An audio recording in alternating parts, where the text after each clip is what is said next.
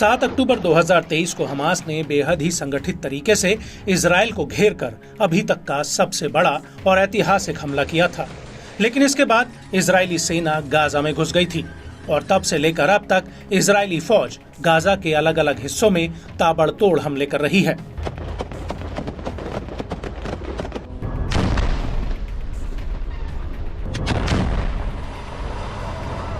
लेकिन इन हमलों के बावजूद हमास अभी भी गाजा की जंग में डटा हुआ है और उल्टा अब इजरायली सेना हमास के हमलों से बैकफुट पर आ चुकी है और हमास ने आईडीएफ के ऊपर हमला करने के तरीकों में लगातार बदलाव किए हैं, जिससे इजरायली सेना हमास के बिछाए जाल में पूरी तरह से फंस चुकी है।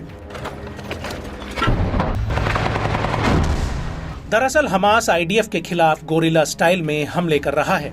हमास के लड़ाके अचानक से आईडीएफ के ऊपर हमला करते हैं और फिर वो कहां गायब हो जाते हैं, इसका पता लगाना आईडीएफ के लिए एक टेढ़ी खीर बना हुआ है।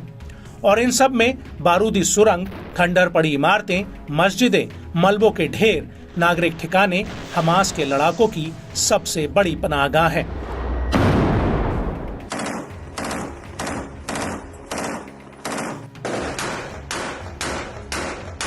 हमास के लड़ाके आम नागरिकों के भेष में इजरायली सेना पर कहर बरपा रहे हैं। ये लड़ाके कई बार इजरायली सैनिकों को धोखे से खंडरों में बुलाते हैं और फिर बूबी ट्रैप से उन बिल्डिंग्स को उड़ा दिया जाता है। लेकिन गौर करने वाली बात यह है कि हमास के लड़ाके इजरायली सेना के ऊपर सामने से आकर हमला नहीं कर रहे हैं, बल्कि वो अपने ठिकानों में छिपकर ही आईडीएफ के ऊपर रॉकेट, मिसाइल और ड्रोन अटैक कर रहे हैं। ये लड़ाके कई बार इजरायली सैनिकों के छोटे समूह पर बेहद ही चालाकी से हमला करते हैं, जिससे आईडीएफ के लिए संभल पाना बेहद ही मुश्किल हो जाता है। कई बार हमास के लड़ाके अचानक से सामने आते हैं और फिर आईडीएफ के टैंकों और सैनिकों पर हमला करके एकाएक गायब हो जाते हैं।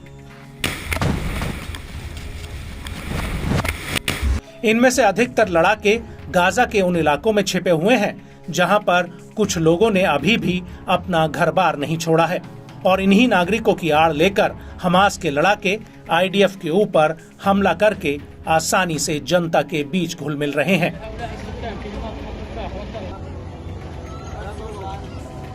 और हमास के सरेंडर नहीं करने की वजह से इसका खामियाजा गाजा के फिलिस्तीनियों को भुगतना पड़ रहा है। इसको लेकर गाजा अथॉरिटी के एक आंकड़े के मुताबिक हमास और आईडीएफ की जंग की वजह से गाजा की करीब 2% आबादी जंग में मारी गई है, जबकि 80% लोग अपने घर बार से विस्थापित हुए हैं। वहीं संयुक्त राष्ट्र के मुताबिक इन हमलों में गाजा में अधिकतर इमारतें मलबे का ढेर बन चुकी हैं।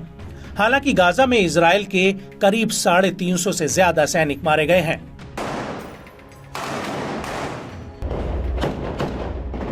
हालांकि इस युद्ध को लेकर इजराइल के ऊपर इंटरनेशनल कोर्ट ऑफ जस्टिस में नरसंहार का मुकदमा भी चल रहा है, जिससे इजराइल की छवि को दुनिया भर में बट्टा लगा है। वहीं मिडिल ईस्ट के कई मुस्लिम देश सीधे सीधे इजराइल के खिलाफ उतर आए हैं और अब एक बार फिर से फिलिस्तीनी देश की मांग की चर्चा दुनिया में जोर पकड़ चुकी है। लेकिन गाजा में हमास की रणनीति काफी हद तक सफल हुई है। इजराइल के हमलों के बावजूद हमास के याह्या सिनवार और कई दिग्गज कमांडर अभी भी ग्राउंड जीरो पर मोर्चा संभाले हुए हैं।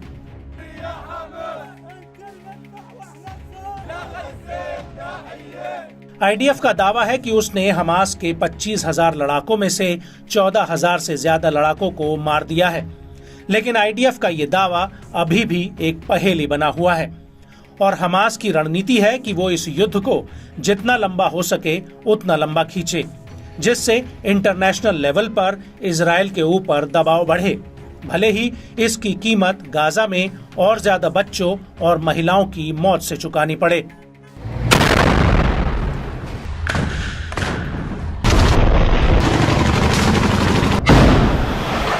लेकिन बड़ा सवाल उठता है कि जब 8 अक्टूबर 2023 को इजरायली सेना ने गाजा पर जमीनी हमला कर दिया था, तो उस वक्त हमास ने आईडीएफ को रोकने के लिए हमले क्यों नहीं किए? इसको लेकर आईडीएफ के एक जवान का कहना है कि उस दौरान कई ऐसे इलाके थे जहां पर हमास ने बारूद नहीं बिछाया था और हमास के लड़ाके उन इलाकों में जमीन के नीचे बनी सुरंगों में छिपे बैठे रहे और उनकी रणनीति थी कि एक बार आईडीएफ गाजा के भीतरी इलाकों में प्रवेश करेगी तभी उनके ऊपर गोरिल्ला स्टाइल में हमले किए जाएंगे। और हकीकत में हुआ भी कुछ ऐसा ही। गाजा के कई इलाकों में हमास के लड़ाकों ने अचानक से आईडीएफ के टैंकों, सैन्य वाहनों और टुकड़ियों पर एकाएक हमले किए हैं। कई बार तो हमास के लड़ाके आईडीएफ के टैंकों में बारूद लगाकर वहां से रफू चक्कर हो जाते हैं। लेकिन गौर करने वाली बात यह है कि हमास इस पूरी जंग में कम दूरी वाले और सस्ते हथियारों का इस्तेमाल कर रहा है जो उसके लिए टिकाऊ भी है। हमास ने साल 2021 से ही कम रेंज वाले रॉकेट, मिसाइल और गोला बारूद का प्रोडक्शन बढ़ा दिया था और इसका सीधा उद्देश्य था इजराइल के खिलाफ जमीनी हमले के लिए खुद को तैयार करना। और हकीकत में हुआ भी ऐसा।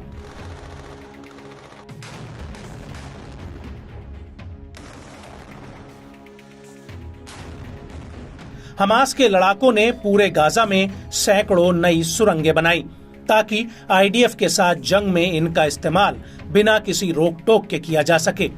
और इस पूरे नेटवर्क में हमास ने बातचीत के लिए एक अच्छा लैंडलाइन टेलीफोन नेटवर्क बिछाया जिसे आईडीएफ के लिए मॉनिटर कर पाना काफी मुश्किल है।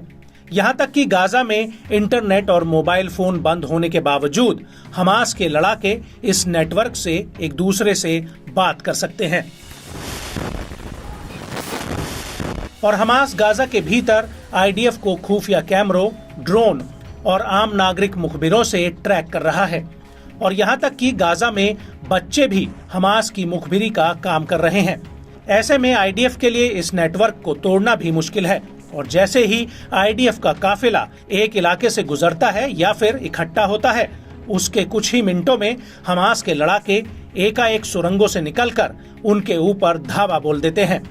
और ऐसा उन इलाकों में होता है जहां पर आईडीएफ हमास को ढेर कर चुकी होती है। लेकिन हकीकत में ऐसा होता नहीं है।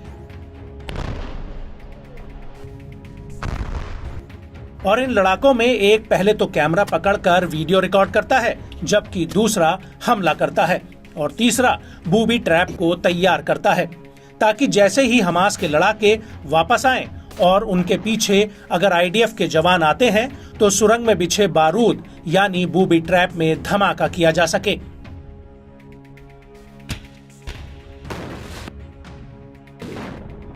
यहाँ तक कि गाजा की कई इमारतों में हमास ने बारूद बिछाया है ताकि जैसे ही आईडीएफ के जवान वहां पहुंचे वैसे ही उस घर को बारूद से उड़ा दिया जाए।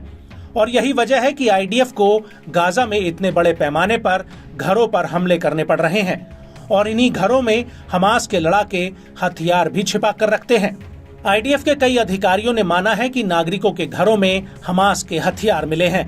यहाँ तक कि बच्चों के कमरों तक में हथियार छिपा कर रखे गए थे।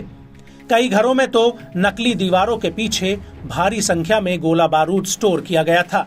और कई बार तो ये लड़ाके सुरंगों से आम निहत्थे नागरिकों के रूप में निकलकर आईडीएफ के सामने से गुजर जाते हैं और इजरायली सेना को इसकी भनक तक नहीं पड़ती।